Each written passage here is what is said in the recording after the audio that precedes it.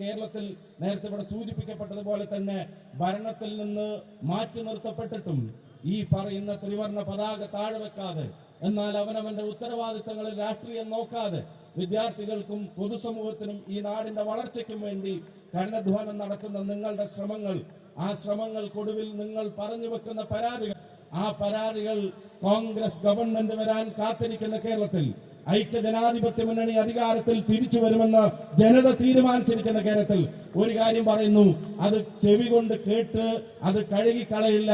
പരമാവധി അത്തരം കാര്യങ്ങളിൽ നീതി നടപ്പിലാക്കാനുള്ള ശ്രമങ്ങൾക്ക് കേരളത്തിലെ കോൺഗ്രസ് പ്രസ്ഥാനം അടുത്ത ഗവൺമെന്റ് UDF-ന്റേതാണെങ്കിൽ നീതിയുക്തമായി കാര്യങ്ങൾ ചെയ്യാനുള്ള സമ്മർദ്ദം തീർച്ചയായിട്ടും പാർട്ടിയുടെ ഭാഗത്തുനിന്ന്, UDF-ന്റെ ഭാഗത്തുനിന്ന് ഈ നമ്മുടെ വരാനിരിക്കുന്ന ഗവൺമെന്റിന്റെ മേലുണ്ടാകും.